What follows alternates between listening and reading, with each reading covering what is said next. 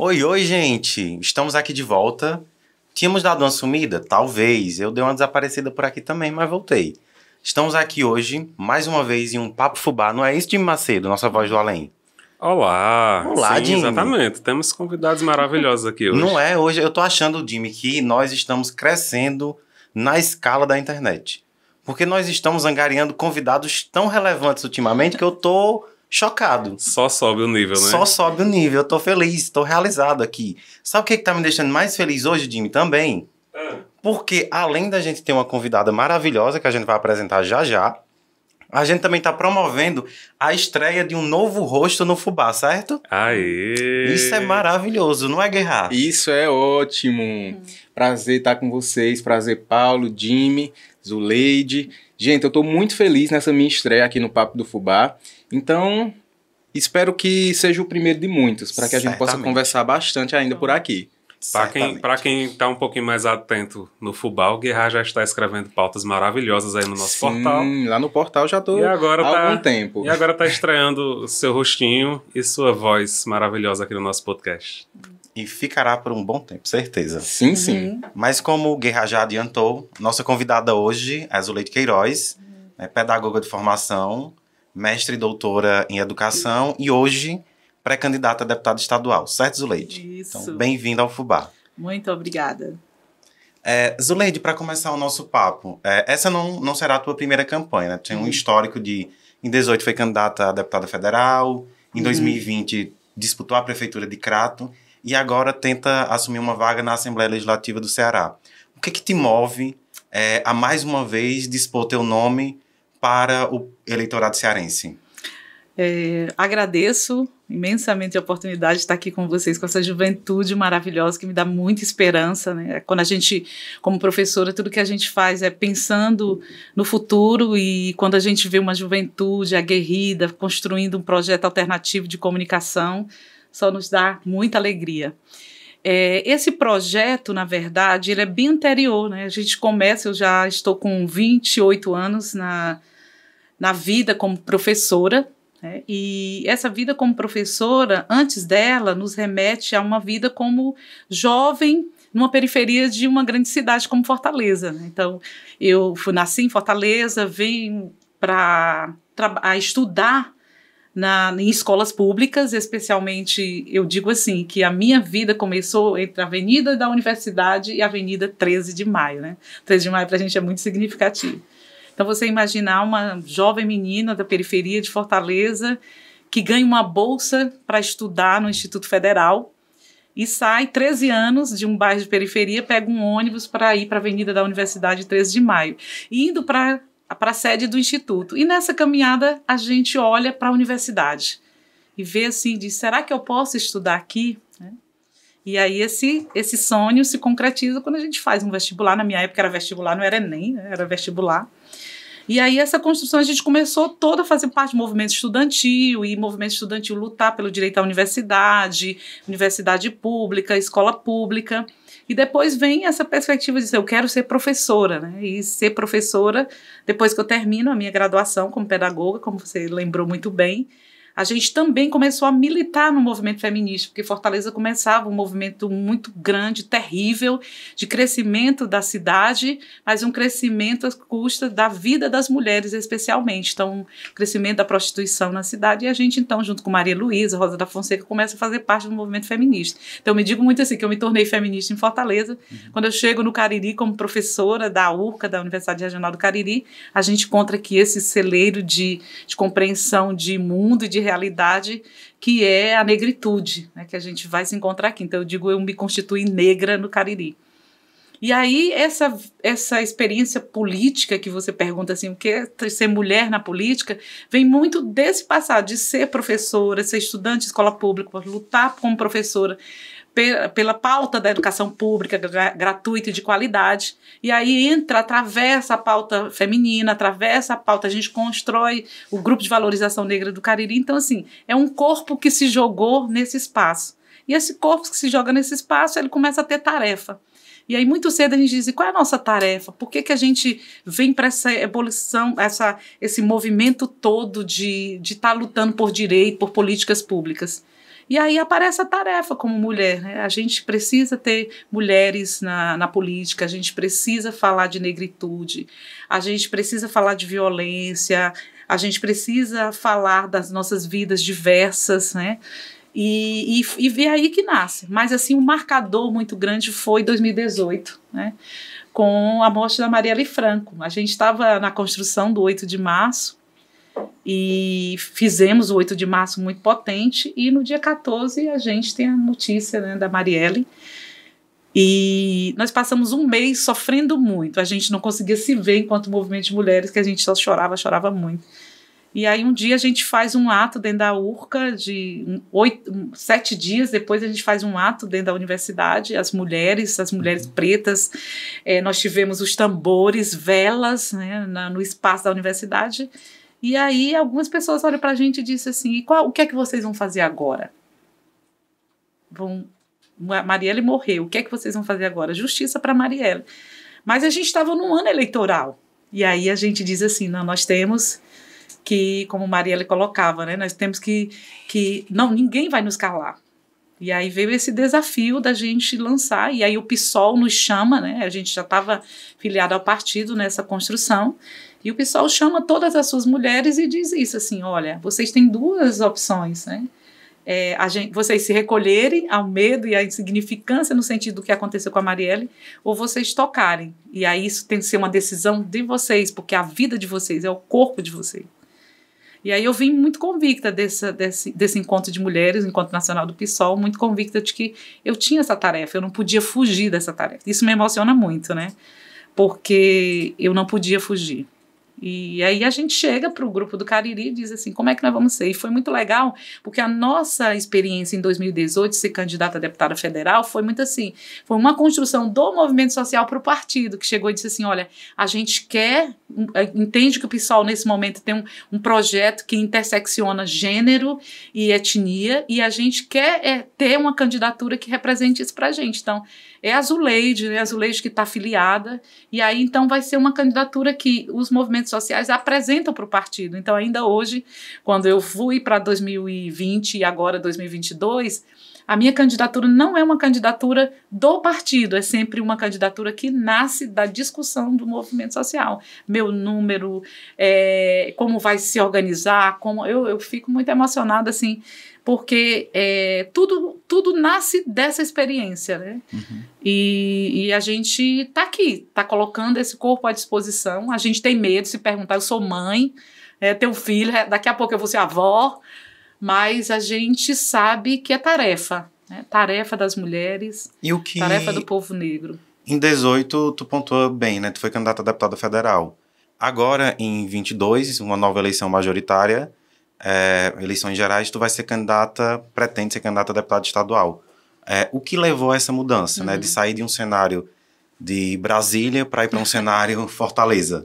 Muita discussão, muito debate, né? Até porque nesse momento eu ocupo a vice-presidência de um sindicato nacional. Eu sou segunda vice-presidente do Sindicato Nacional dos Docentes da Educação Superior. Então, nesse momento, assim, eu atuo numa atividade política sindical nacional. Então, eu estou muito em Brasília nesse momento, nessa experiência do sindicato. Mas a gente foi vendo, naquele momento, 2018, a gente já pensava numa candidatura estadual, porque a gente sente, nós sempre entregamos a nossa pauta para alguma candidatura. As candidaturas importantes, a gente quer dizer aqui que nós sempre fizemos campanha para o Renato Roseno, e é uma pessoa assim que leva nossas pautas, abraça nossas pautas, só temos a construir. Mas chegou um momento que mulheres, LGBTs, negros e negras, dizem assim, nada sobre nós sem nós. Chega esse momento, né?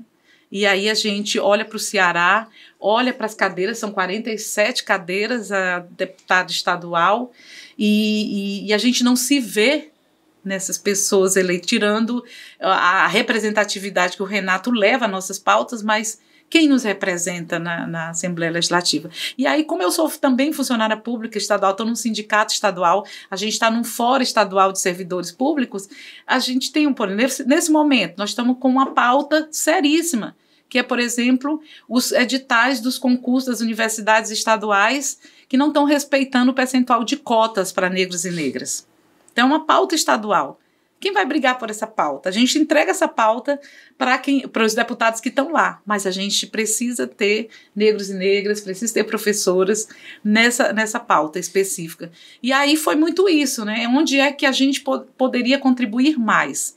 E aí a gente está vendo hoje que a gente quer crescer enquanto partido e está vendo essa possibilidade, e a gente quer crescer nessa disposição de representatividade.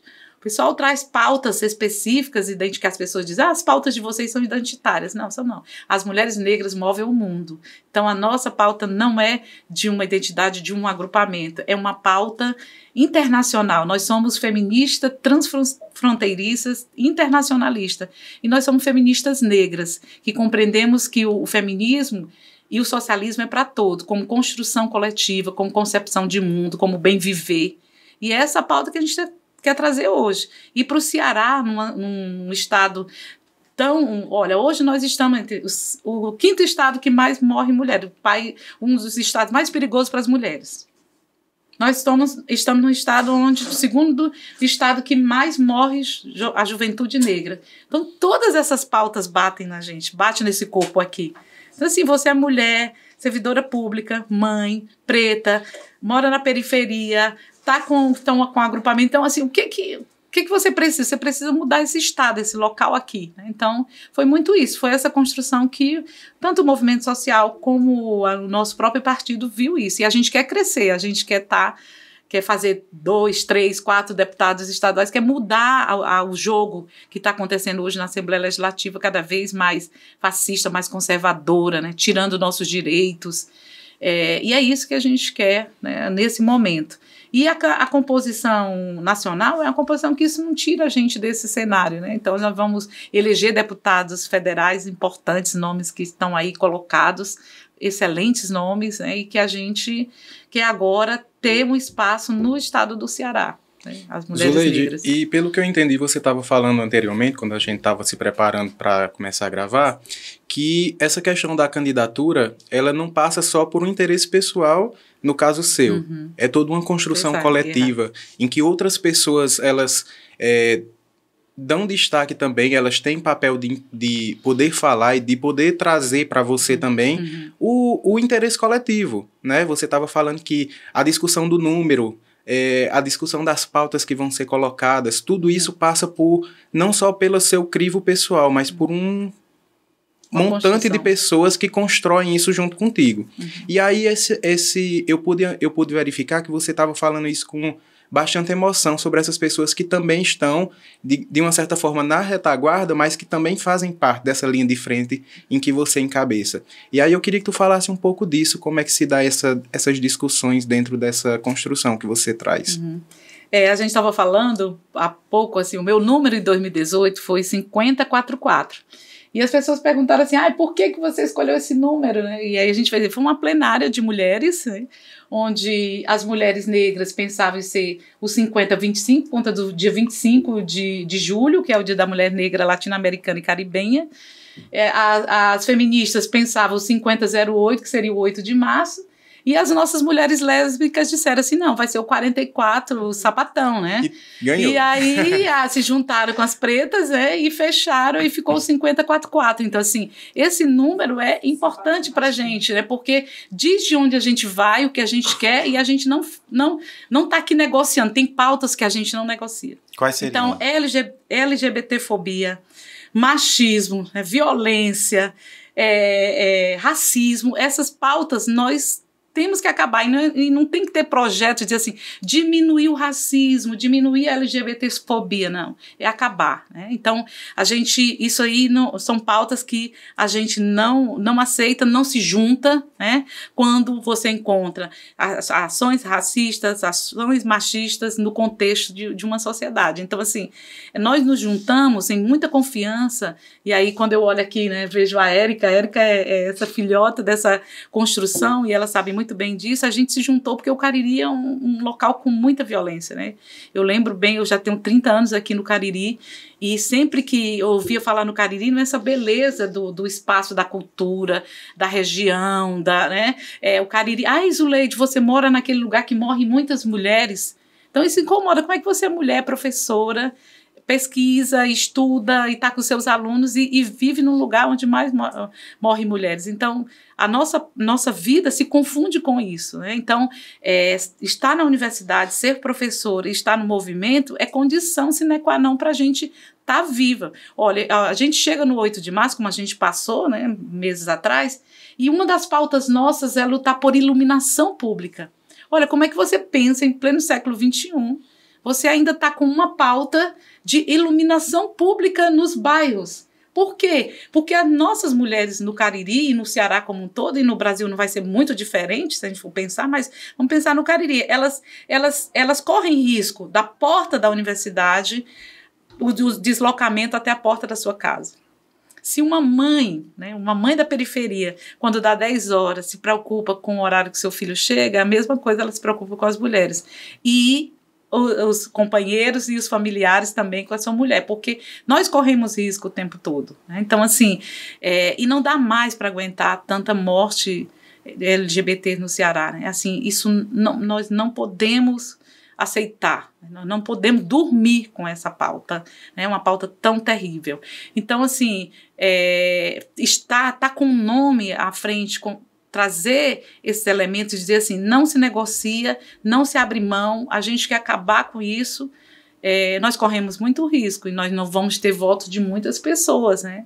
A gente sabe que nesse momento nós estamos vivendo uma situação muito conservadora no Brasil, de muito preconceito, mas todas as famílias sabem que o que é você ter um filho e perder esse filho. Essa semana, gente, final de semana, nós tivemos na nossa região a morte de 3 jovens. Violência. Então, assim, a gente não pode mais conviver. A gente está saindo de uma pandemia, ou está ainda dentro dessa pandemia, onde morreu, nós já estamos no número 650, agora 660 mil pessoas. E a maioria morreu sem vacina, sem o direito de respirar. Então, assim, são pautas que você não pode mais deixar de lutar, né? Assim, e essa entrega que a gente faz nessa candidatura. E aí isso é um agrupamento. Por que a gente ganhou? Não é um projeto da Zuleide, não é a Zuleide que pensa que o mundo pode ser melhor assim, não. É uma pauta que a gente vem construindo, que a gente brinca assim, já comeu muito sal juntas, né? A gente já quebrou cabeça demais, já debateu demais, nós já fizemos muita audiência pública, já fizemos muitos relatórios, muitas pesquisas, mostrando a situação que a gente vive. Agora a gente diz assim, nada sobre nós sem nós, é uma das questões que a gente coloca, é o quê? A nossa pauta, nós vamos levar a nossa pauta, e é isso que a gente quer. Zuleide, então você pensar numa Assembleia Legislativa onde você tenha negros e negras, mulheres, LGBT, por que a Assembleia Legislativa tem que ser constituída de homens cis brancos? Essa é a pergunta. Em 2020, a gente fazia essa pergunta aqui na população do Cariri, lá quando eu fui candidata a prefeita. A gente chegava na casa das pessoas e dizia assim, você já viu alguma candidatura a prefeita mulher? E as pessoas se olhavam e diziam assim, não, o Crato tem 246 anos. Já viu? Não viu. Pode ser mulher? Aí as pessoas olhavam assim, calavam um pouco e diziam, pode. Aí a gente dizia assim, e essa mulher, ela pode ser preta? Pode. Então é essa questão que a gente quer levantar, né? Deixa eu te questionar uma coisa. Tu, enfim, falou uma série de questões que se a gente sabe subdividir cada uma daria 10 episódios para abordar cada uma delas. Mas tentando fazer um guarda-chuva mais amplo. Como tu pretende abordar essas questões, né, que tu falou que são inegociáveis e de fato são inegociáveis, dentro da Assembleia?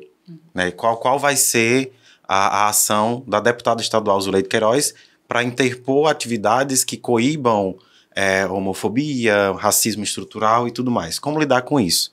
Né? Já que, assim, eu acredito que é uma dificuldade abissal da nossa sociedade. Não é do Ceará, é do país como um todo.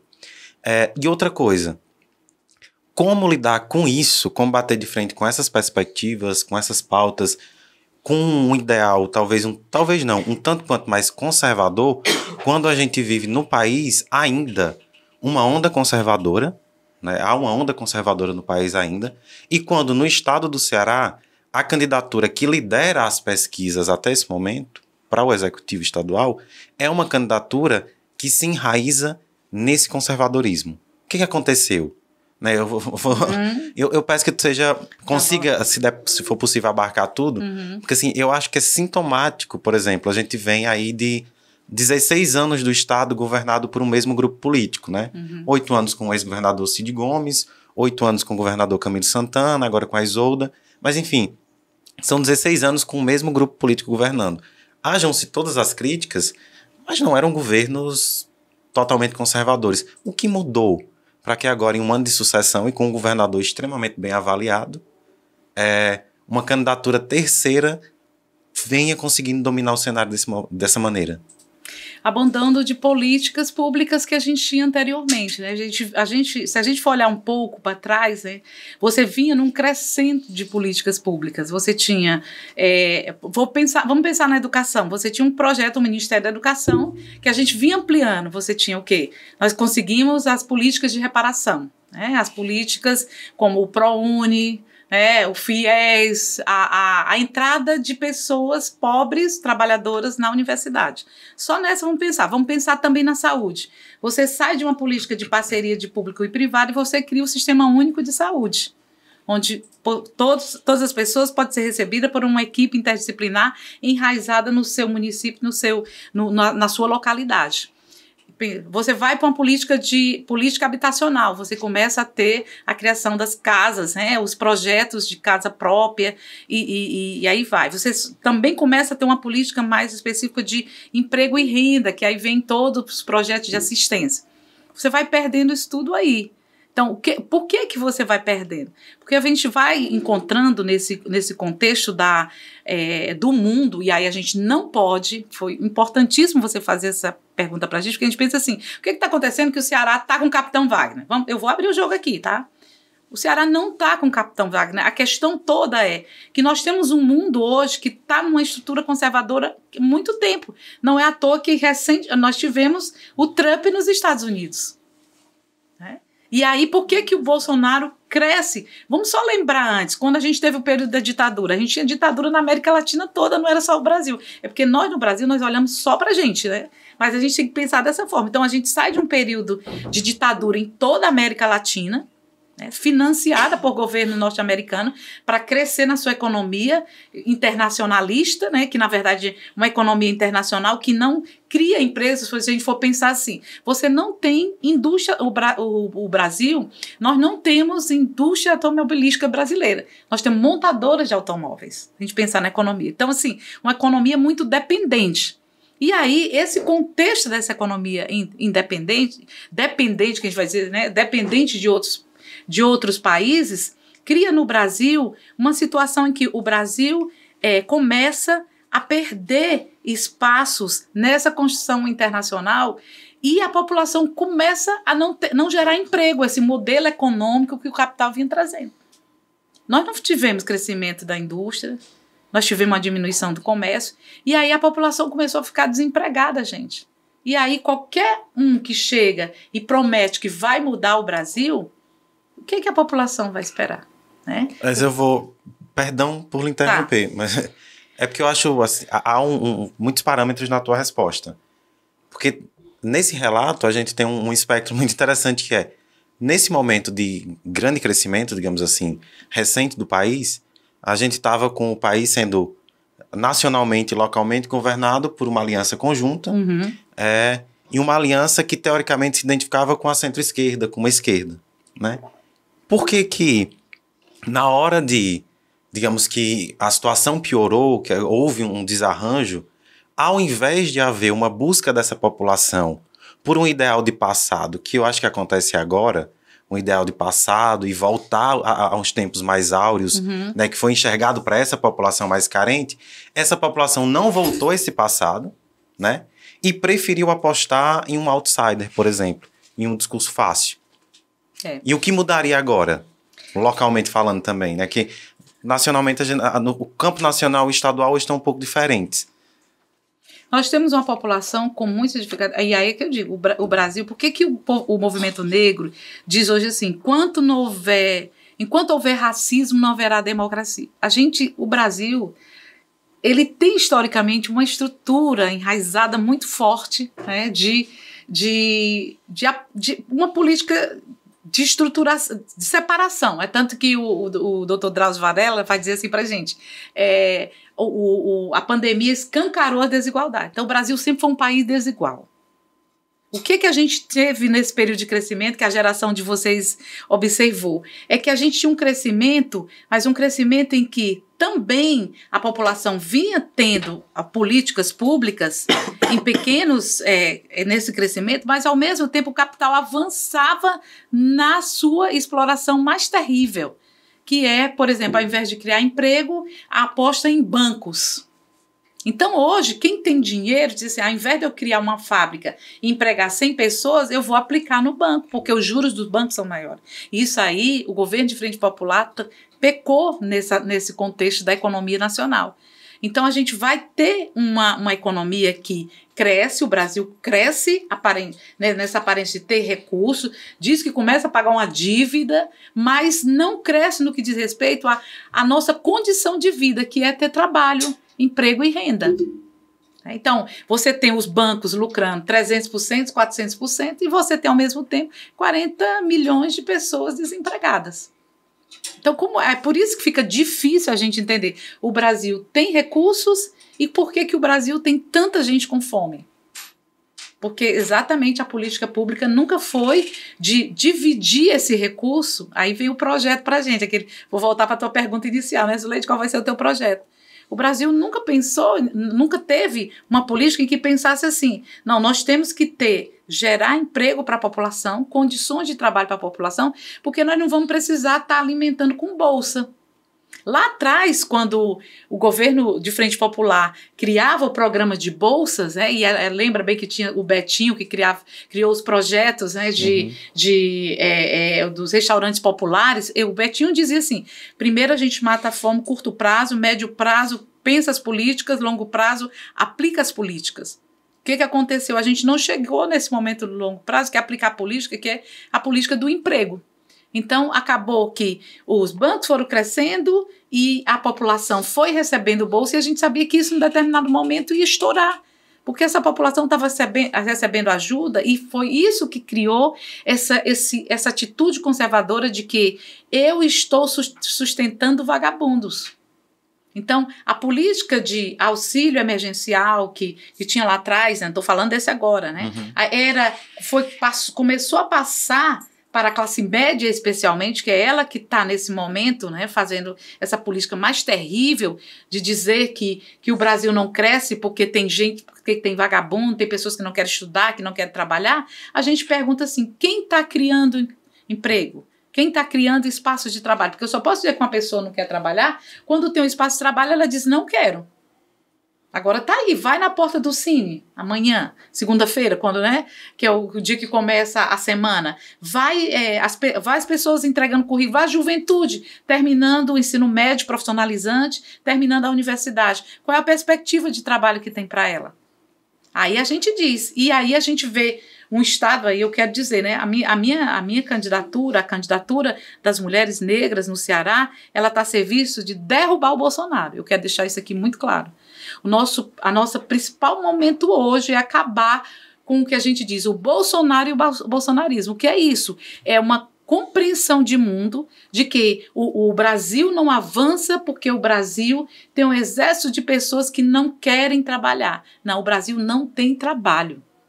O Brasil não tem universidade suficiente para a sua juventude. O Brasil não tem educação suficiente para o seu povo. O Brasil não tem espaço de trabalho suficiente. Então, a gente precisa ter uma política onde o desenvolvimento econômico venha para todos. Não, nós temos mais concentração de renda. Os últimos números mostraram quem são os mais ricos do Brasil no mundo. Tem brasileiros mais ricos no mundo.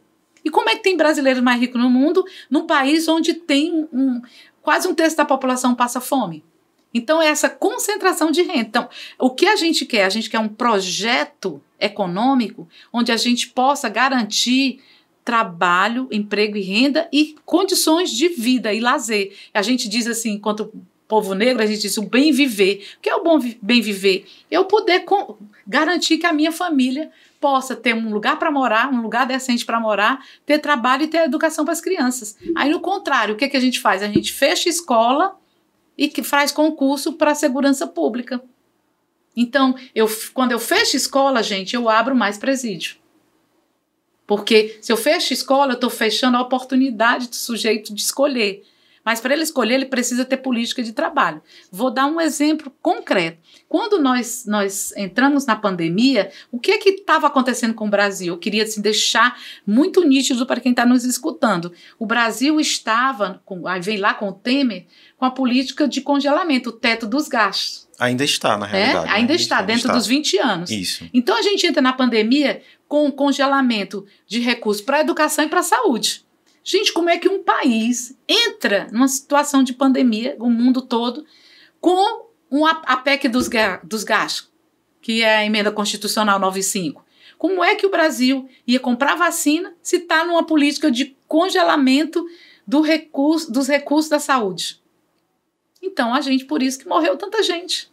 Então, o que a gente está mostrando aí, eu estou dando com esse exemplo, se a gente não tiver o recurso devido, ao invés de estar pagando juros da dívida externa, a gente pegar esse recurso, 56% o Brasil pega do recurso de tudo que ele arrecada e paga uma dívida que foi feita lá no período dos militares.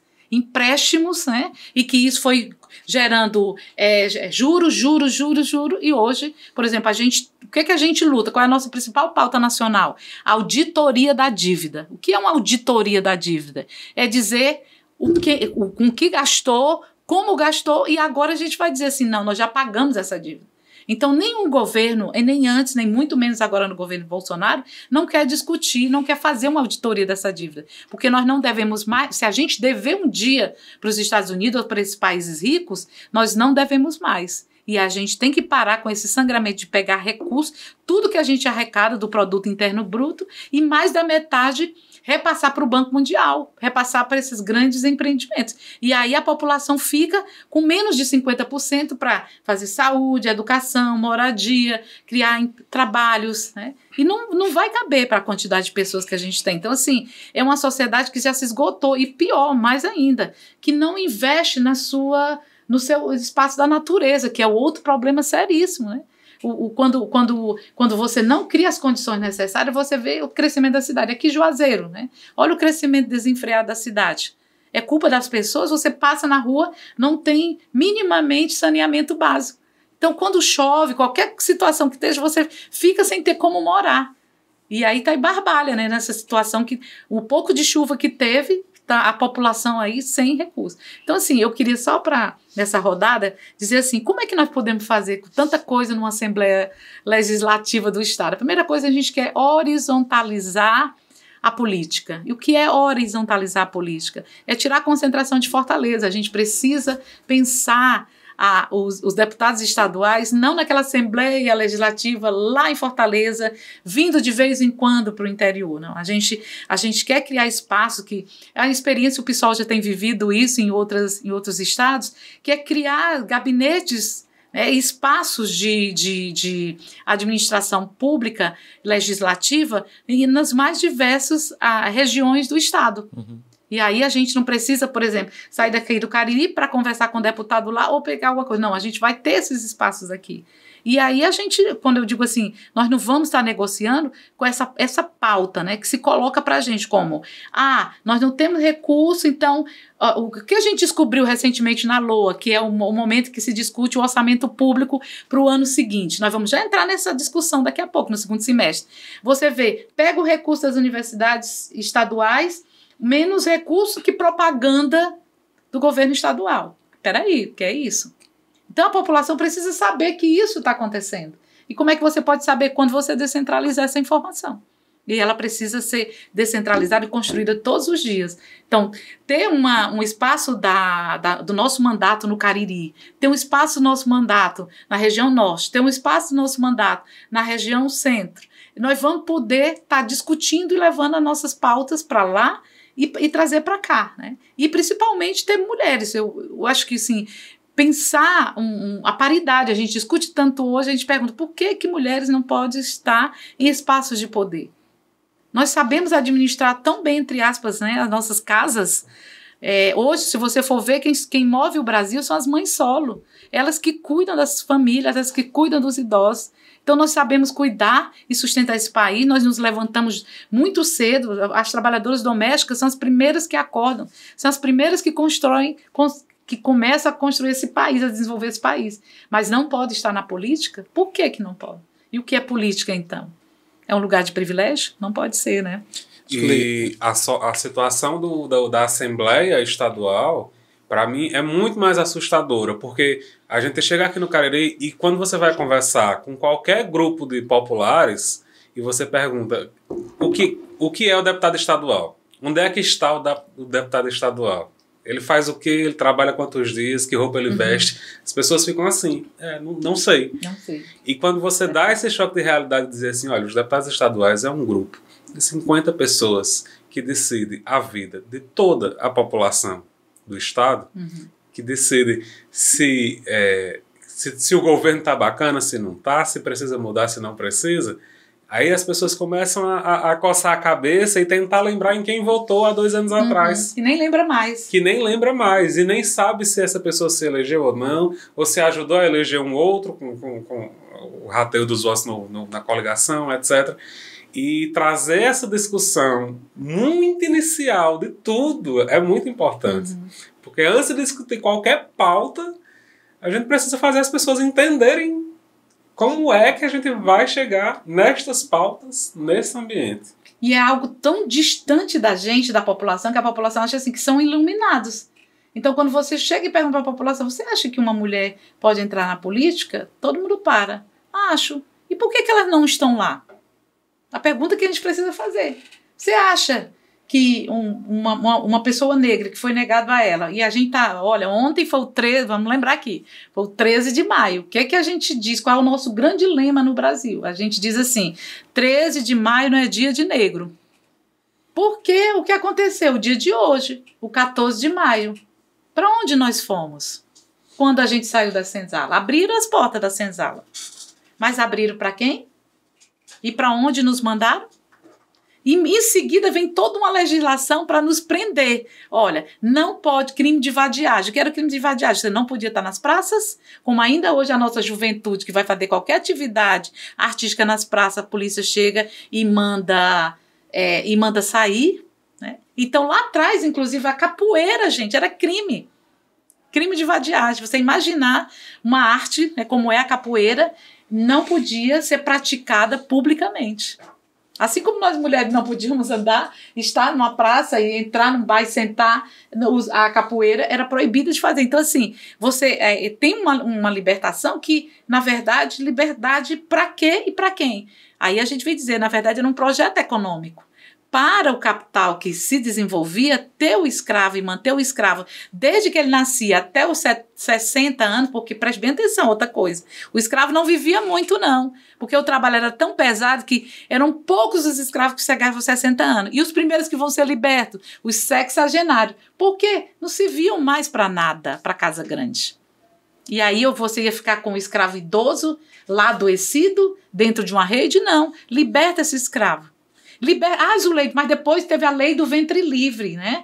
Aí você libertou as crianças. Sim, as crianças iam sem as mães, que eram escravizadas, aí a criança ficava com a mãe e ficava sob a proteção do senhor. E aí ela ia trabalhar para esse senhor até completar os 18 anos. E 18 anos ela fazia opção, ou ela saía sozinha ou ficava com a sua mãe. Então nunca teve liberdade, gente. Por que eu estou falando isso? Mas o lei desse período passou? Não passou. Porque é isso que você acabou de colocar. Por que eu não consigo um morador lá do bairro do Seminário, um morador do bairro do Mutirão, um morador aqui, né, do Tiradentes, né, a gente pensar nos nossos bairros aqui no Juazeiro, pensar assim, eu posso ir para a política? Eu posso ter um cargo de deputado? Eu posso ser um vereador? A gente sempre acha que é um homem, né? Um homem branco e uma pessoa que tem dinheiro. No máximo, uma mulher que ou é filha ou é esposa de um político. E pessoas mais velhas também, e sempre pessoas mais velhas. A juventude na política, né, não pode. E os poucos jovens que estão sob a concessão dos seus pais. E eu queria falar contigo a respeito dessa questão da juventude, porque no último mês nós tivemos um grande movimento, principalmente encabeçado por alguns artistas, de conscientização da juventude para tirar o título de eleitor, né? E falando sobre isso, num país em que a gente tem um ditado que diz que política e religião não se discute, e é um ditado que é um pouco... cômodo, né? É cômodo e errado, porque a juventude ela não se enxerga na política, ela não consegue ver. E como a gente tem isso de não discutir política, de não falar sobre política, acaba que nós somos um pouco leigos a respeito disso e somos tirados desse espectro da discussão, da militância, de ir à rua, de discutir as políticas públicas que impactam diretamente na nossa vida. E aí eu queria saber de ti como é que como é que você pensa a respeito de trazer essa juventude, de representar essa juventude e trazer ela mais para perto da política, para perto da discussão mesmo. Porque nós estamos vivendo essa onda conservadora, mas aí nós temos um potencial de mudança, de discussão, que é justamente trazer essas pessoas novas, esse novo pensamento, esse novo olhar, e também mudar um pouco a cara da política, no sentido de que a gente sempre pensa num homem branco, né, hétero, cis e também mais velho. Então mudar a cara dessa política e representar com a juventude seria um espectro de mudança também, né? O projeto que a gente tem que pensar assim, para a juventude, primeira coisa é garantir as condições, e aí começa pela educação, que é assim, a porta de entrada para que ela possa pensar o futuro, né? E vocês vão ver que um dos grandes ataques que vai acontecer logo nessa onda conservadora do fascismo no Brasil, né, que a gente gosta de dizer que é fascismo porque ninguém pode pensar diferente nesse modelo aí, né, que se morre, que se mata, que se prende, como Lula foi preso, Marielle foi morta e Lula foi preso, porque não pode pensar diferente, né, por isso que a gente diz que nós estamos num modelo fascista, né. E aí, quando você pensa a política para a juventude, a primeira coisa que a gente diz assim, não, vamos pensar a educação. E aí é quando você diz a educação. O que teve de ataque à educação? Não pode falar de gênero nas escolas. Vamos pensar lá atrás, vamos tirar filosofia, sociologia. Ninguém tem, a gente vai dizendo assim, né? Vai pensando, não, quais são as disciplinas? Português, matemática. As provas, né? Português e matemática. E que hora essa juventude pensa? Que é exatamente a filosofia, a sociologia, a história, a geografia, pensar seu espaço, né? A sua humanização, a ecologia. Não, aí não tem. As disciplinas do currículo, ou elas são muito pequenas, ou elas desaparecem no período que tem as provas, ou do vestibular, ou do Enem, ou as provas preparatórias das competições, né, das grandes competições de matemática, química e física. E as provas, principalmente, do Enem.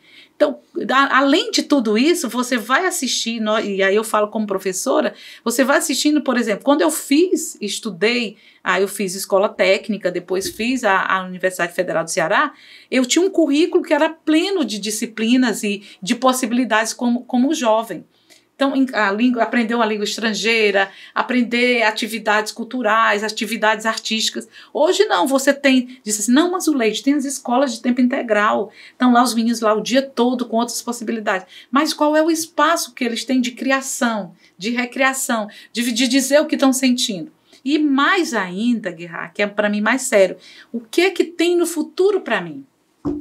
Porque a grande questão vai ser essa. O que é que eu vejo no futuro? Tem trabalho para mim? Eu estou vendo meu pai desempregado, meu irmão desempregado, meu tio desempregado.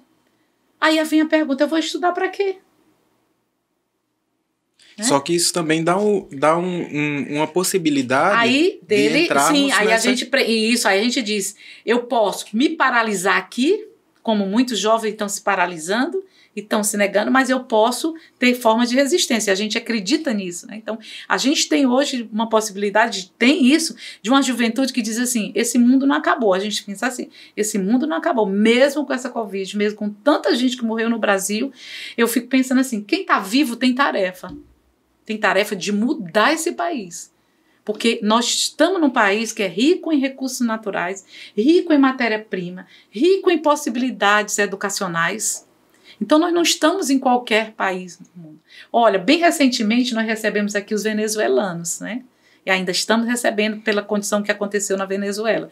E a gente dizia assim, o que os venezuelanos dizem? Gente, vamos ficar felizes de poder acolher os venezuelanos, porque o Brasil pode acolher, o Brasil tem terra, o Brasil tem possibilidades, pode acolher os venezuelanos. Então, quando eu digo isso, eu estou dizendo assim, o Brasil é um país rico de possibilidades para a juventude. Agora, o que a gente precisa de políticas públicas, que se eu pegar o dinheiro que eu arrecado, eu sou contribuinte, todos nós somos contribuintes, eu pego esse recurso e ao invés de investir em possibilidades para a juventude, para as crianças, para adolescentes, para a juventude e para a população trabalhadora, eu pego mais da metade desse dinheiro e aplico em banco, e aplico e passo para dizendo que estou pagando uma dívida externa que existe aí, que nós estamos devendo. O que eu vou fazer com essa população? Eu queria só lembrar, quando a gente entrou na pandemia, que dispara tudo. Todo mundo recolhe, não tem feira, não pode vender nada na rua, não fecha o supermercado, fecha isso, abre só um horário. Ninguém perguntou assim, sim, antes de aparecer o auxílio emergencial, como é que as pessoas viveram? Nós fomos para as ruas, nós não tivemos isolamento. A gente foi o quê? Enquanto sindicato, enquanto movimento, enquanto mães, nós fomos atrás de cestas básicas para distribuir. E sustentar a população até chegar. Quando a gente... Aí o que é importante um congresso? Porque nossas mulheres negras, nossas mulheres lá em Brasília e no estado aqui, né, os nossos mandatos de esquerda disseram assim, olha, a gente precisa de um auxílio emergencial de R$600. Naquele momento o governo apresentava um auxílio emergencial de 250 e a gente disse, não, é R$600 porque o salário mínimo é tanto. E para as mães, mulheres solo, né, mães solo, R$1.200. Foi aquela política que a gente aprovou lá, a gente só conseguiu aprovar porque tinha mulheres, tinha trabalhadores em poucos mandatos. Você imagina se a gente tem mais mandatos, né? Então, o que a gente conseguiu lá e a população, a gente dizer assim, pronto, olha, a gente conseguiu que a população sem emprego naquele momento, que não podia, porque a empregada doméstica que pegou a primeira mulher no Brasil que morreu na pandemia, foi uma empregada doméstica, ela saiu lá do lugarzinho dela e foi para o território dos ricos e pegou a Covid lá, só que ao pegar a Covid da patroa, a patroa tinha a saúde particular e foi para a saúde pública, que é muito interessante. Todo mundo, os ricos têm plano de saúde privado, mas quem salvou foi o SUS. Sim. Quem salvou foi o SUS. Mas pela condição de vida dessa mulher, ela morreu e a patroa dela não. Estou querendo dizer que a patroa dela era para morrer, estou dizendo isso, estou dizendo que a condição de vida dela, né, isso mostrou, o que a pandemia mostrou? Que nos lugares onde as pessoas têm minimamente dignidade para viver, não se morreu de Covid. Zuleide, de fato a pandemia escancarou, acho que as mazelas que a gente já conhecia.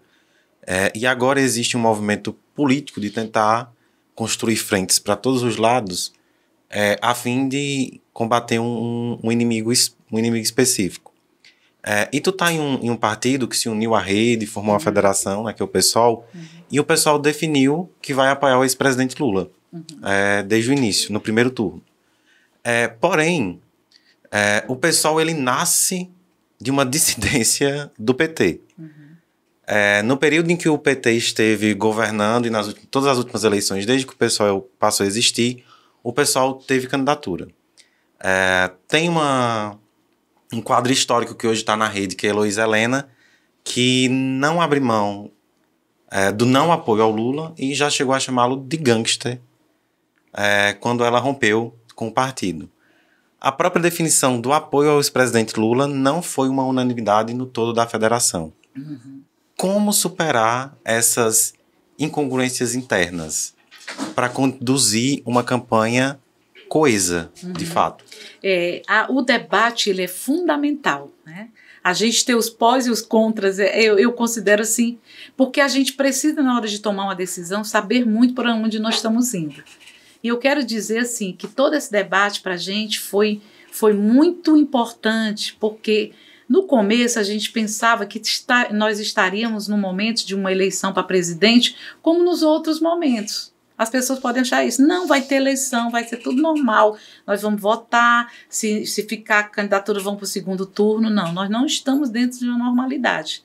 Nós estamos num país hoje onde o dito presidente do Brasil o tempo todo fala de golpe. Aliás, o tempo todo pratica golpes, né? Nós tivemos reforma trabalhista, reforma para a Previdência, recentemente, né, tentou fazer uma reforma administrativa que ia acabar com o serviço público. Então, qualquer partido de esquerda, mesmo que tenha nascido de uma dissidência de um governo de frente popular, que foi Lula e Dilma, nós somos trabalhadores. Então, assim, se a gente vai ter... Hoje, o que acontece no Brasil? Fica muito nítido dois projetos, duas visões de mundo. Uma visão de mundo onde contempla o que a gente vai chamar da riqueza desse país, que pensa o Brasil numa perspectiva de não construir o Brasil, mas de estar aqui, ganhar aqui e gastar nos Estados Unidos. É assim, né? Um Brasil que não... Aliás, isso desde a colonização, né? Os portugueses aqui chegaram para enriquecer e voltar para a Europa. A gente nunca pensou numa sociedade assim, eu estou aqui, eu moro aqui, eu vou crescer aqui, eu vou permanecer aqui. Então, nós não temos essa compreensão da burguesia nacional. A burguesia nacional, ela quer sempre estar usufruindo ou vivendo as experiências da Europa ou dos Estados Unidos. Nunca pensa em crescer o Brasil, né? Mesmo no projeto dele, que não é o nosso projeto. A gente compreende, né? E o PSOL, por isso que ele é socialismo e liberdade, ele diz, olha, nós queremos a sociedade igual para todos, nós queremos trabalho para todo mundo, nós queremos vida digna para todo mundo. Essas desigualdades de salário, de emprego, de renda, é por isso que a gente diz que é socialismo e liberdade. E aí, quando a gente disse assim, por que o PSOL tirou no seu último congresso o apoio ao Lula? Porque nesse momento é a candidatura que se expressa como um projeto capaz de derrubar o Bolsonaro. Essa é a nossa tarefa nesse instante, porque o Bolsonaro já nos matou demais. Quando eu digo Bolsonaro, é ele e o projeto que vem com ele e as pessoas que vêm com ele. Que depois de morrer mais de 600 mil pessoas, ainda mantém, por exemplo, o teto dos gastos, que é o congelamento. Deixa eu emendar um outro questionamento, então. O que fazer com esse pós-eleição? Porque eu acho que muitas vezes há um equívoco de leitura em alguns quadros, que é a pretensão de que o bolsonarismo morre com o Bolsonaro, com a derrota do Bolsonaro. E são coisas totalmente diferentes, né? O bolsonarismo é um movimento conservador. Que é um movimento conservador que elegeu alguém para representar esse movimento temporariamente. Então, na saída do atual presidente, alguém ocupa essa vaga. Pode ser ele, que seguirá liderando esse grupo, mas alguém ocupará essa vaga de líder conservador. O que fazer para lidar com um Congresso que será conservador? Por isso que a gente está colocando as nossas candidaturas, né? A gente diz, por que o PSOL e os partidos de esquerda precisam crescer no Ceará e no Brasil como um todo? Porque não vai ser suficiente a gente eleger o Lula e ter um Congresso, na sua maioria, conservador. A gente precisa também derrubar essas ideias lá que são as reformas desse momento.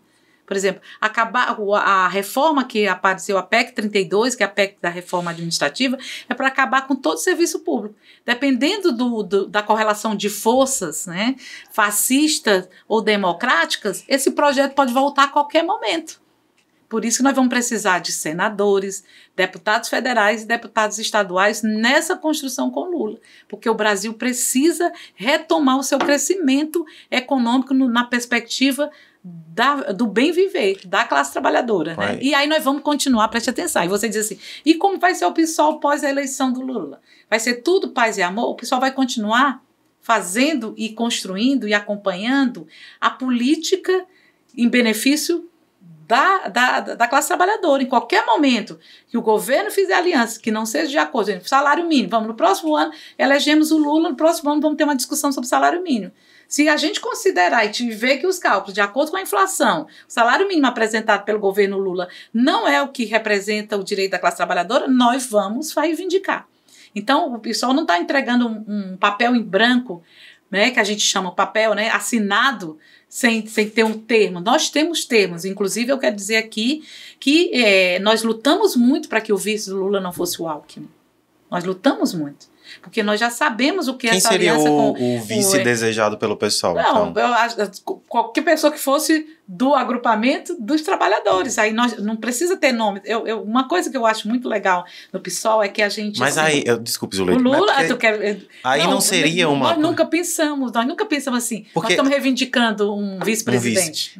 Não, eu compreendo, porque assim, a colocação do Alckmin como visto Lula é percebido como um sinal ao mercado. Isso. Né, para que houvesse Dá uma sinalização ao mercado de Isso, tranquilidade. para no que mercado. houvesse uma dinamização da chapa, para não ser uma chapa pura, sei lá, com Lula e outra pessoa do PT, ou Lula e uma pessoa do PSOL, enfim, que seria um ajuntamento, teoricamente, dos mesmos ideais.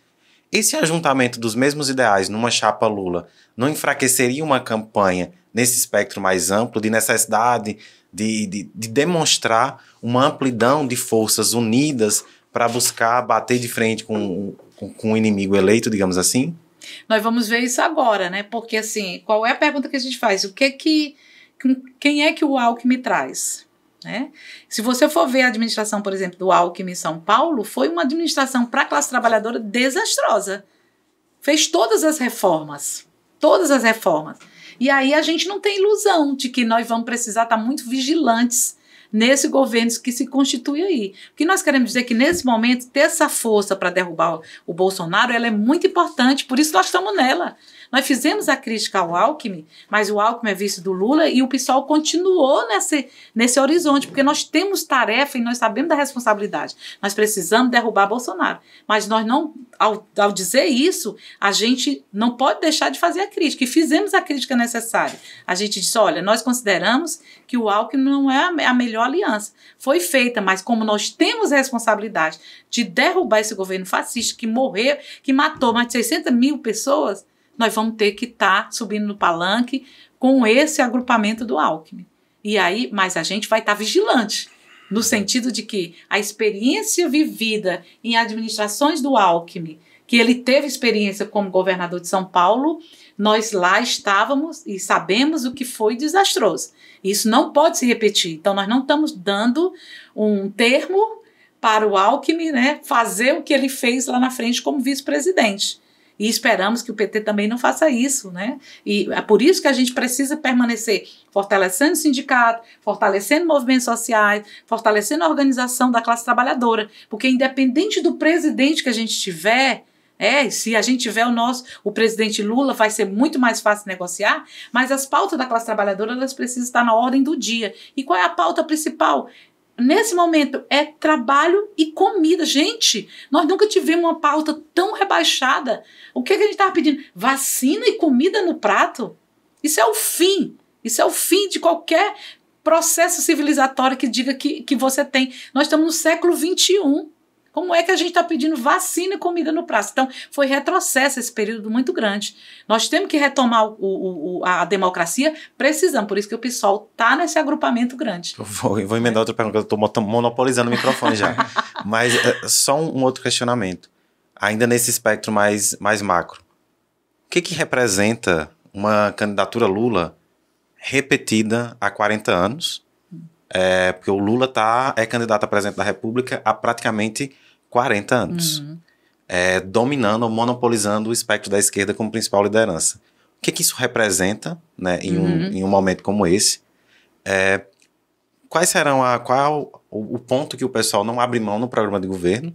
Porque haverá uma participação do pessoal na construção do programa de governo do ex-presidente Nós entregamos, Lula. Inclusive, né, no nosso último congresso, agora dia 30, que foi o congresso que tirou o apoio ao Lula, já foi entregue, né, um programa, uma proposta de programa do que a gente pensa em governar o Brasil. Né? Inclusive, eu fiz parte até do grupo que construiu a parte da educação. Né?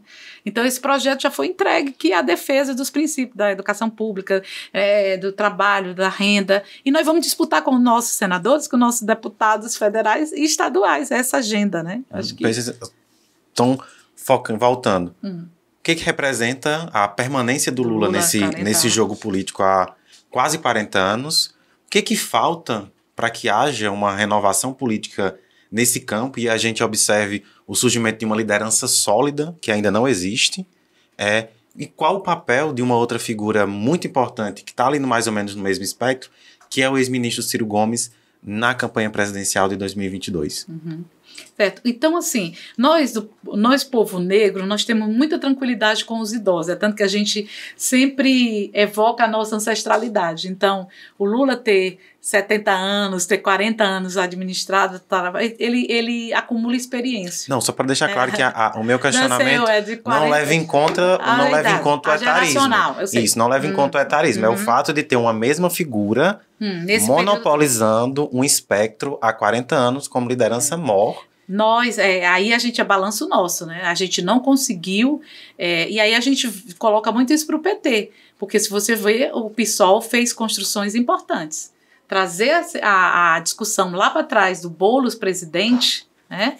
E depois candidato a governador, quase ganhando o prefeito em São Paulo, né? Isso mostra que nós temos liderança. O PSOL é um partido novo que investe nas lideranças na juventude.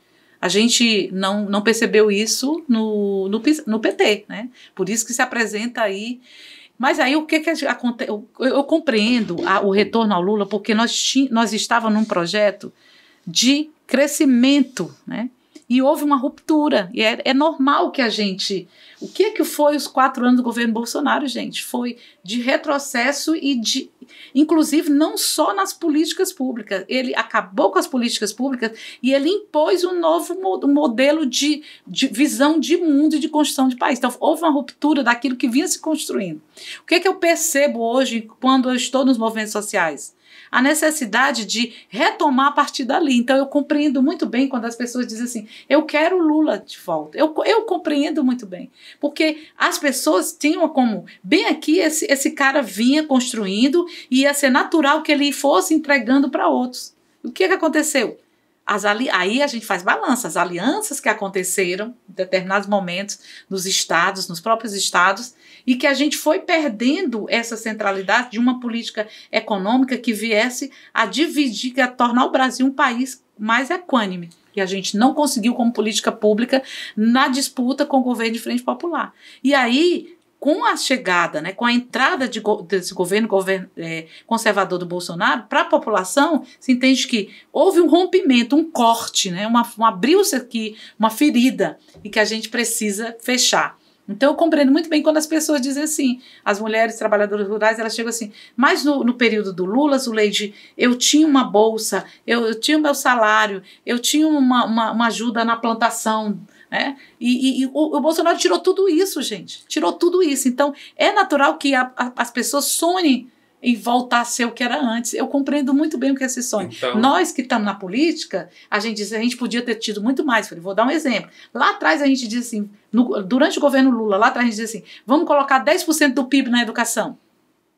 Se a gente tivesse 10% do PIB na educação, nós estaríamos num boom na educação. Deixasse o Bolsonaro tirar os 10%. Mas nós não estávamos. Nós estávamos começando a ter 4%, 6%. E a educação ainda teve essa trava lá no Temer, que foi o teto dos gastos, né?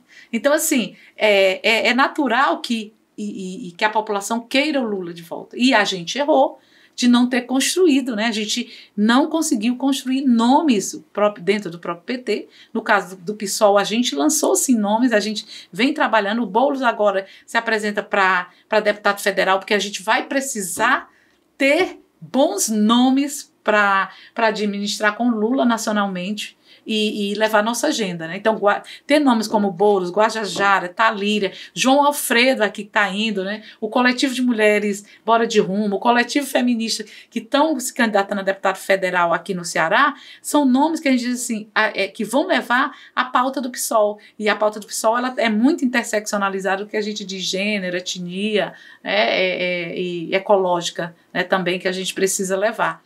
Então, assim, e o Ciro Gomes, falando do Ciro Gomes, né? Falando do Ciro Gomes. Você vê que aqui o PT tem essa aliança com os Ferreira Gomes, né?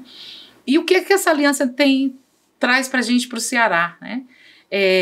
Uma aliança onde, por mais que a gente esteja no governo popular, né, do Camilo Santana, mas questões importantes nós não resolvemos, né, com os Ferreira Gomes. E eu já disse lá atrás na nossa fala aqui, violência contra a mulher, morte da juventude negra, desemprego, né? E aí são pautas que a gente diz assim, por que a gente não avançou nessas pautas? Porque a política de concessão, eu dou até aqui, foi o que aconteceu com os Ferreira Gomes. E o Ciro não consegue, né? E o Boulos disse uma coisa que eu considero, assim, para mim, fundamental. Gente, lá atrás, 2018, quando as mulheres disseram, ele não, quando a gente viu o que vinha pela frente, que era o Bolsonaro, que a gente disse ele não, que a gente conseguiu colocar, né, que o Haddad ficou no segundo turno e que a gente foi por vira-voto, o PSOL, o Boulos, na hora que saiu o resultado, o Boulos juntou, fez uma chamada nacional e disse, amanhã de manhã, 7 horas da manhã, nós vamos virar voto. Nós vamos todos nos jogarmos na campanha do Haddad. O que os Ferreira Gomes fizeram? Onde estava o Ciro? Foi para a França. Então, é muito complicado, né? Por mais que seja aqui no Ceará um agrupamento forte, estão com muitos prefeitos, tem feito uma administração completamente diferente do que é o Bolsonaro nacionalmente, sem sombra de dúvidas, mas para gente que pensa a esquerda e pensa um projeto equânime, né, um projeto solidário, um projeto de bem viver, o Ciro não traz esse projeto. Né? Só uma questão, então. Em 2018, eu acho que há de fato uma cobrança considerável em cima do Ciro Gomes pela viagem dele no segundo turno. Porém, quando a gente observa os dados, especificamente, se absolutamente todos os eleitores do Ciro tivessem migrado para o Fernando Haddad, o Bolsonaro ainda venceria com uma vantagem considerável. Uhum. Não seria um exagero essa cobrança? O percentual do Ciro poderia não virar o jogo, mas fortaleceria a esquerda. Pois aí eu emendo outro questionamento. Não faltou à esquerda compreender em 2018 que perdeu? Perdeu?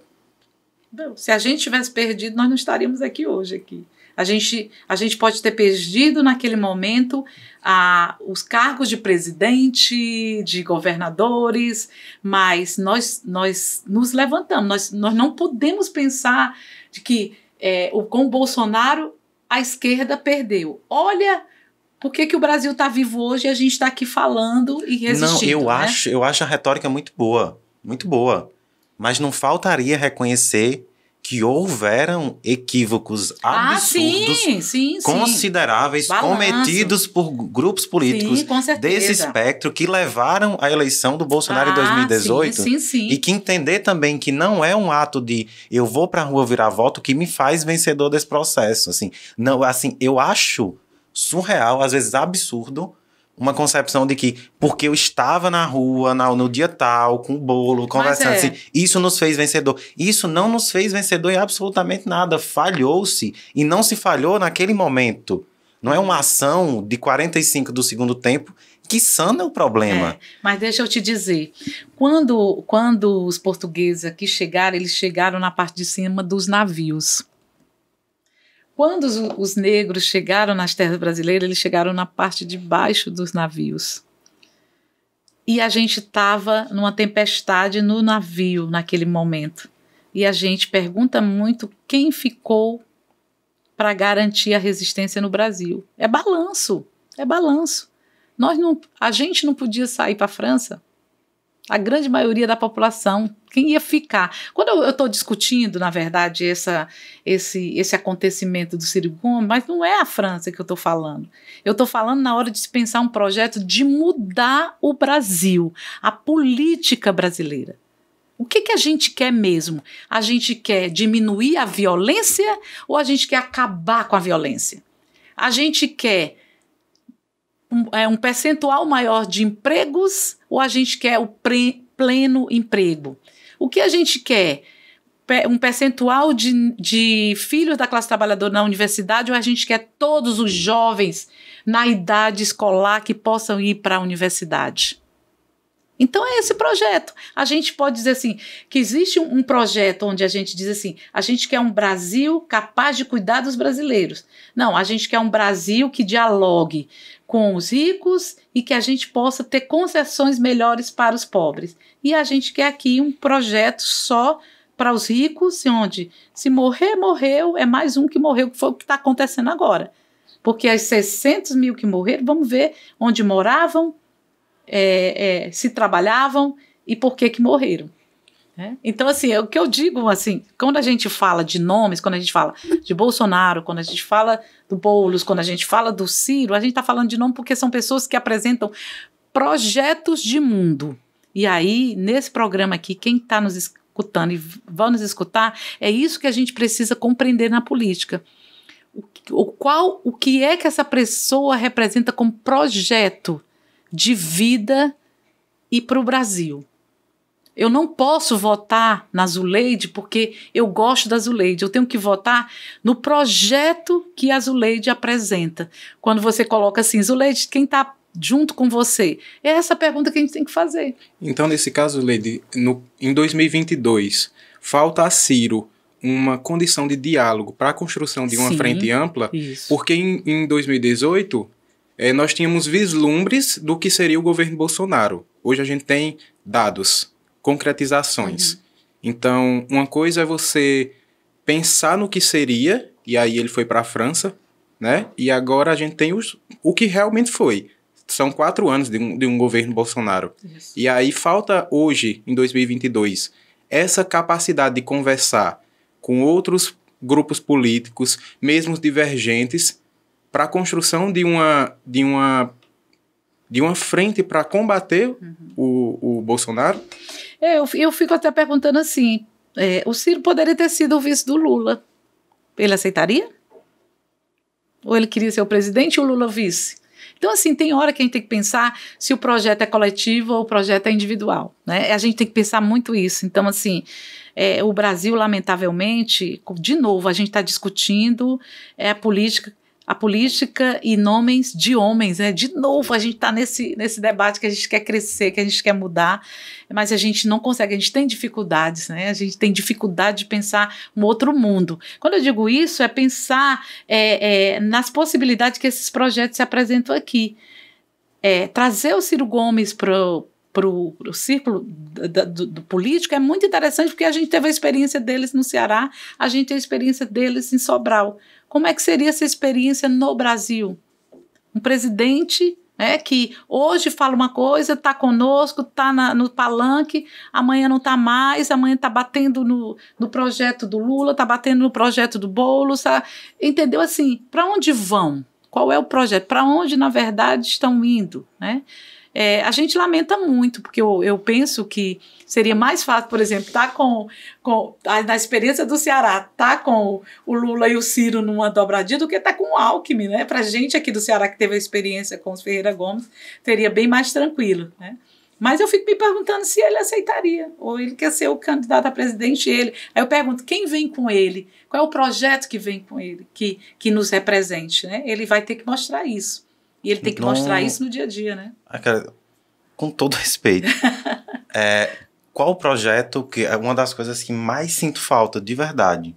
Eu assisti há alguns dias atrás o lançamento oficial da pré-candidatura do ex-presidente Lula à presidência da República, ouvi atentamente os 50 minutos de discurso dele, os 15 minutos de discurso do Alckmin, e eu achei sintomático ver um Alckmin falar mais em 15 minutos do que ver o ex-presidente Lula em 50. Achei os recados do Alckmin em 15 minutos mais densos e ressonantes do que os recados que o ex-presidente Lula deu em 50.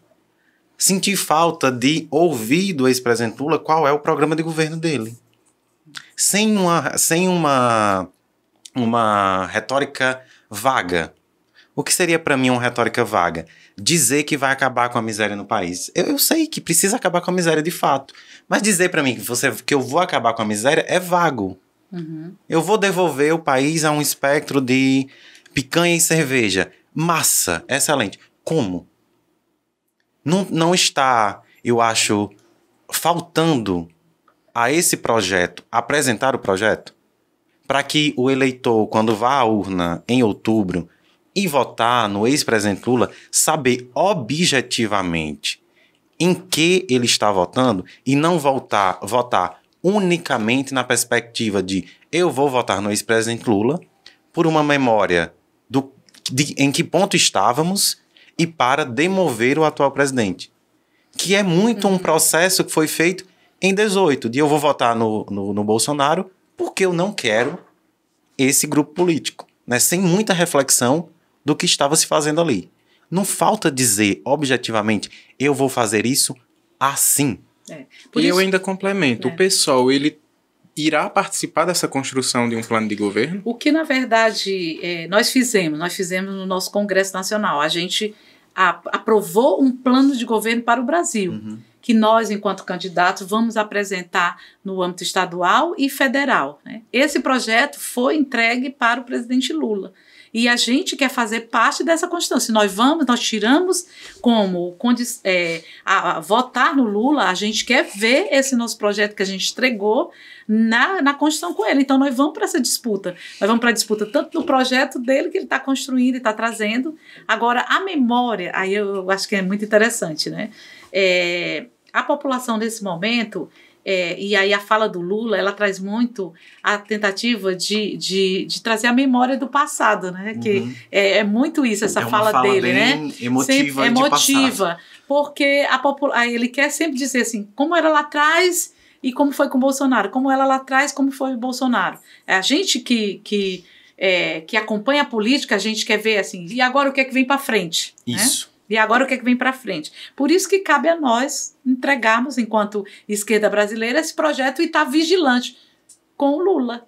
O projeto que, por exemplo, nesse momento o PSOL construiu, é um projeto que ele vai cobrar a todo momento, a partir dos seus parlamentares, dos movimentos sociais que ele participa, dos sindicatos que ele participa, esse projeto, que não vai ser fácil, vai ser disputa, porque nós vamos ter uma Câmara de Deputados, né, e Senado, que vai ter conservadores, que vai ter centro e que vai ter esquerda.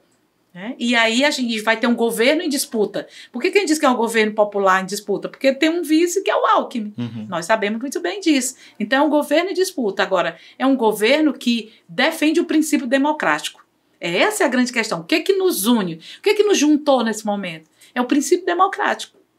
Nós, povo negro, queremos ir muito além. A gente quer acabar com o racismo no Brasil e a gente está vendo que o princípio democrático está deixando um pouco de lado, está deixando um monte de lado, né? Por isso que o Coalizão Negras por Direito, lá em 2019, disse: enquanto houver racismo, não haverá democracia. Não vai haver. Enquanto o Brasil não resolver o problema do racismo, não venha discussão a democracia, porque não vai acontecer nas mínimas coisas. Quem vai continuar sendo empregada doméstica, quem vai continuar morando em rua, quem vai continuar fora da universidade, a classe trabalhadora que não pode estudar na universidade durante o dia porque tem que se sustentar. A gente sabe muito bem que o projeto que o Lula defendeu lá atrás era um projeto que vinha construído a representatividade, a proporcionalidade, mas a gente quer a superação. Então, nós temos um projeto que se difere, sim, desse projeto que lá atrás do PT. Por isso que a gente está com essa pauta muito atualizada e vai manter. Agora, o que é que nos une é exatamente o princípio da vida e da democracia, neste momento. Porque o que o governo Bolsonaro, nesses 4 anos, venha me dizer, algum brasileiro que esteja nesse momento defendendo o Bolsonaro, venha dizer assim, o que é que o Bolsonaro trouxe para o Brasil? Uma coisa, me diga uma coisa que o Bolsonaro trouxe para o Brasil, para o povo brasileiro. Agora trazer para a gente ir encaminhando para os nossos finalmente, que a gente já está com 1h30 de conversa aqui, o tempo vai passando. Trazendo para um espectro mais regional para a disputa do governo do Estado. A gente tem o pessoal apresentando o nome da Adelita, né, que já esteve aqui no Fubá conversando conosco, inclusive uma conversa maravilhosa, caro telespec, procura aqui para ouvir e assistir. Mas enfim, ela apresenta a Adelita, a gente tem uma candidatura do Capitão Wagner crescendo aí também, e a gente tem o nome, quem será o nome do governo, né, para defender o legado do atual governador Camilo Santana, do atual não, do ex-governador Camilo Santana, e também do mesmo grupo político. Existe uma disputa entre Isolda e Roberto Cláudio atualmente, os 2 principais nomes, né, que circundam para a unção de quem seria o nome do governo. Quem o pessoal prefere, Isolda ou Roberto Cláudio? O pessoal que é a Adelita, né? Para um primeiro turno, digo. Quem o pessoal prefere enfrentar no primeiro turno? Roberto Cláudio ou Isolda? Eita, que pergunta, olha, ele quer fazer, né? A gente tem o maior respeito, gente, assim, pela Isolda, né? A gente acompanha o trabalho dela como na Secretaria de Educação, mas, de novo, eu volto a dizer, não é a pessoa, é o projeto. Né? Por que o PSOL está apresentando a Adelita? A pergunta que não quer calar. Por que o PSOL está apresentando a Adelita? Porque a gente vê nesse momento que as políticas aplicadas no governo Camilo se diferem sim do governo federal, sem sombra de dúvida. Mas a política no governo, no âmbito estadual, nós perdemos muito, principalmente o funcionalismo público. Nós tivemos uma reforma da Previdência muito terrível, né? Muito terrível. E aí a gente está vendo também essa política, como eu volto a dizer, resolver as questões da violência contra a mulher, violência contra a criança, adolescente, o desemprego. Esse governo estadual não deu conta para a gente. Por isso que a gente apresenta o projeto com a Adelita. Agora, se a gente vai para um segundo turno, sem sombra de dúvida, com o Capitão Wagner e Isolda ou o Roberto Cláudio, né? Eu tenho mais conhecimento e propriedade com a Isolda, assim, Roberto Cláudio foi Fortaleza, eu sou, minha família é de Fortaleza, eu acho que foi um desastre a administração, né, pra gente, então, eu me preocupo muito com essa candidatura que o governo Camilo vai estar apresentando, né, mas no segundo turno, é óbvio que nós vamos ter que estar com quem não for Bolsonaro, né, e aí eu quero dizer que, o que o Capitão Wagner trouxe para o Ceará, né? A grande pergunta para a gente é essa. Como deputado federal, qual foi o projeto dele para o Ceará? As pessoas têm que perguntar. Capitão Wagner hoje não é um cidadão que está se candidatando para o governo do Estado. Ele é hoje um parlamentar. E toda pessoa que votar no Capitão Wagner tem que ver o que ele votou no âmbito federal. Se foi a favor da classe trabalhadora ou contra a classe trabalhadora. Porque quem vai votar nele é a população do Ceará, que a maioria é trabalhadora, a maioria é negra. Então a população tem que ver, pegar, assistir alguns programas e ver a agenda negacionista votada pelo Capitão Wagner como deputado federal. Isso aí ele não pode negar. O que ele votou? Ele votou a favor da população, ele votou a favor do emprego, ele votou a favor de acabar com o serviço público, quando votou nas reformas. Como é que ele se posicionou, quando eu digo assim, como é que ele se posicionou como representante do Ceará no âmbito federal? Qual foi a pauta dele para o Ceará? Aí você vai dizer, nós vamos ter um candidato a governador que tem uma projeção que foi para um espaço nacional e que voltou para o Ceará com um projeto bolsonarista. Capitão Wagner hoje, lamentavelmente, representa esse projeto para a gente, que é o quê? A garantir a segurança pública pela segurança pública. A gente não pode, a gente tem que pensar nisso. Qual é o projeto educacional, qual é o projeto de emprego, qual é o projeto de melhoria da população que o Capitão Wagner trouxe para o Ceará.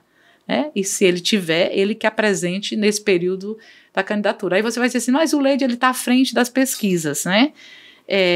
Eu acredito que ainda a população vai começar a perceber. Quando a campanha começar, que as coisas forem apresentadas, o debate começar a acontecer, eu acho que é fundamental o debate acontecer, né? As pessoas vão vendo o que na verdade. Agora se apresenta o novo, né? E as pessoas confundem muito com o novo, né? Mas na verdade o Capitão Wagner não tem nada de novo, ele tem muito de conservador. E novamente, mais uma vez a história, um homem cis para governar, para salvar o Estado. A gente tem que pensar o seguinte, por que mulheres não podem estar no poder? É essa a questão. E Isolda, nesse momento, ela está cumprindo uma tarefa importante histórica para nós mulheres, né? Que a primeira mulher a governar o estado do Ceará.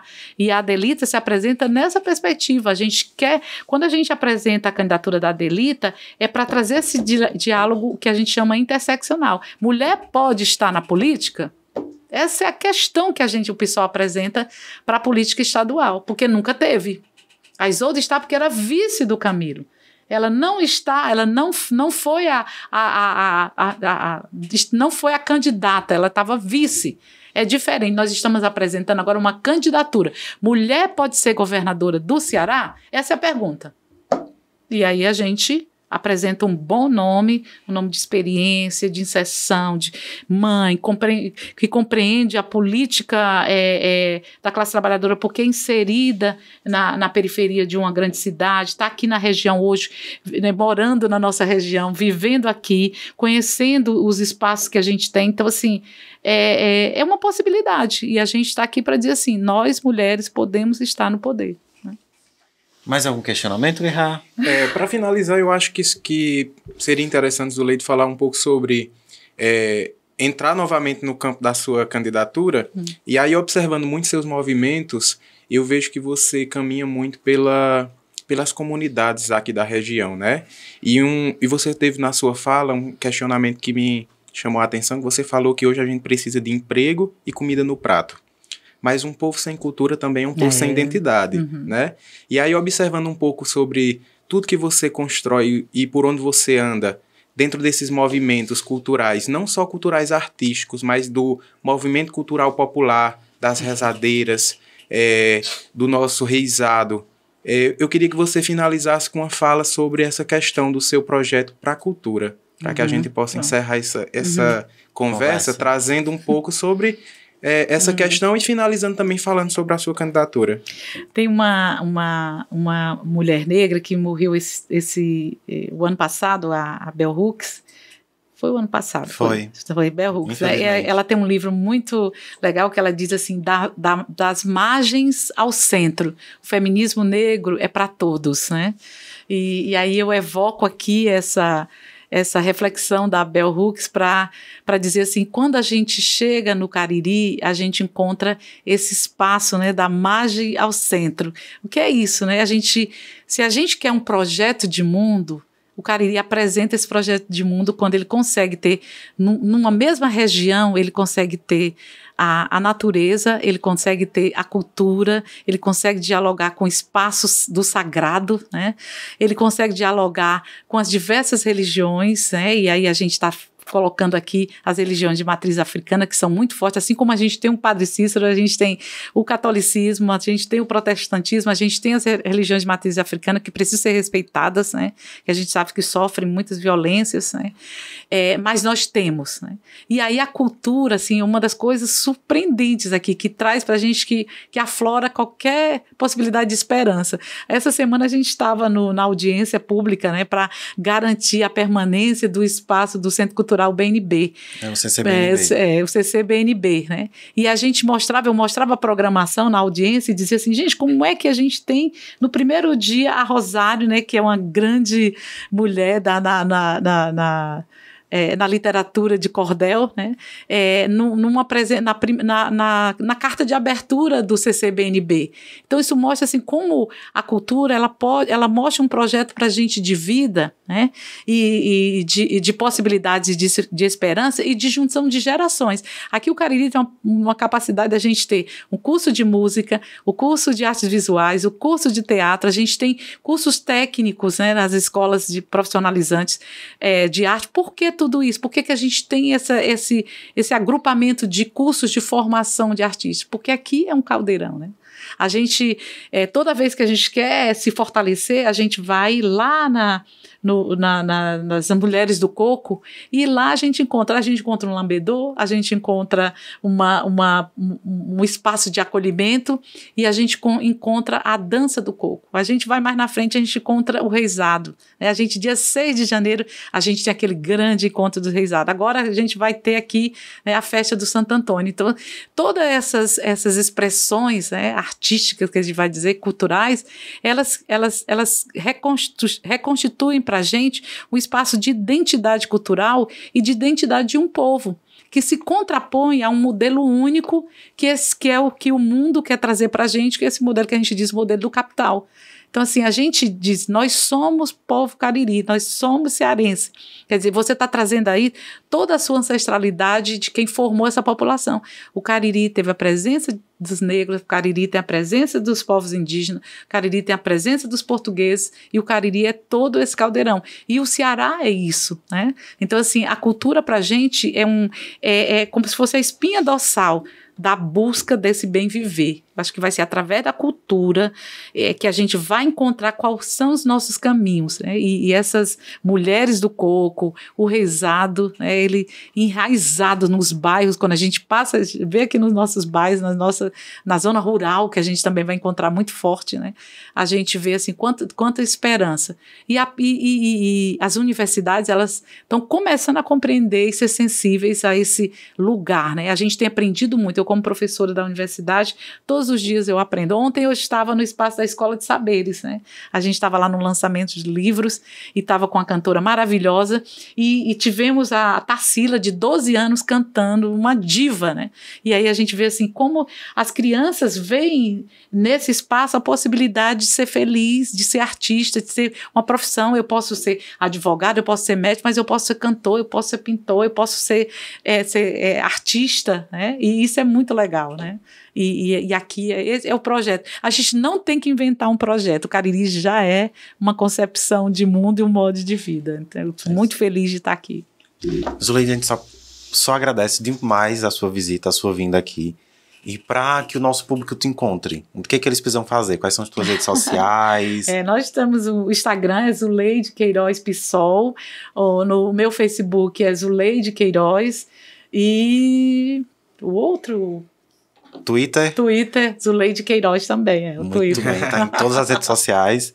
Você aí, caro telespec, caro ouvinte, procure Zuleide, ouça as propostas dela, questione, observe que ela está aqui pronta para o diálogo. E a gente está todo dia por aí, né? Pois lutando. Onde tem luta, tem mulheres negras. Então, muitíssimo obrigado, Zuleide, pela vinda. Eu é que agradeço. Já está mais uma vez convidada a voltar aqui durante o processo da campanha para conversar, para explicar como é que está sendo o trabalho, quais as dificuldades. O espaço está mais que aberto, de verdade. Eu adorei a conversa, foi uma conversa muito gostosa. E eu também agradeço a Zuleide por ter trazido toda essa visão cultural e de mundo para que a gente possa enriquecer o nosso debate democrático. E foi muito importante para a gente também conhecer esse projeto do PSOL, conhecer a sua candidatura e o que você vem trazendo para nós. Agradecer também a parceria do Paulo, do Jimmy. Foi maravilhoso estar com vocês. E a minha estreia foi maravilhosa. Foi um sucesso. Um sucesso. Eu queria agradecer também a presença de Zuleide aqui e dizer que nossas portas, nossos links, nossas telas, nossos microfones estão sempre abertos. Sempre que tiver uma mensagem importante para falar, comunicar com a gente e com a nossa audiência, a Maria, vai ser uma honra incrível recebê-la mais uma vez aqui. A gente já quer pedir uma pauta, a gente quer pedir a pauta do 25 de julho, que é o Dia Internacional da Mulher Negra, Latino-Americana e Caribenha, e a gente quer fazer uma programação bem legal e quer contar com vocês. Certeza que estaremos juntos. Já está marcado. Qual é o seu @, Jimmy Macedo, para que o povo lhe ache por aí? @Jimmy Macedo, JIMMY, né? Jimmy, igual o Jimmy Cliff aí. Muito um monte bem. de Jimmy famoso Muito por aí. Jimmy. Jimmy Macedo no Twitter e no Instagram. Mais Twitter do que Instagram hoje em dia, mas estamos aí. Muito bem. E quais são os seus arrobas, caro Guerrard? Meu arroba é meio difícil, né? Guerrard. @Guerrard_GL. Pronto. Guerrard, já vai me achar. Jimmy vai botar na descrição os tem que arrobas ter, para não ter perigo. Todos Me os ache, nossos links do Fubá. me ache nas redes sociais também, Paulo J.R. Alves, que é mais fácil que Guerrard, né? Bem mais fácil. Bem mais fácil. Siga o Fubá também, estamos em todas as redes sociais, Twitter, Instagram. Duvidar, a gente tá até no TikTok fazendo dancinha por aí. Mas também. Pois é, muitíssimo obrigado, gente. Voltem sempre, que o Fubá, ó, tá bombando. Beijo, tchau, tchau. Até mais.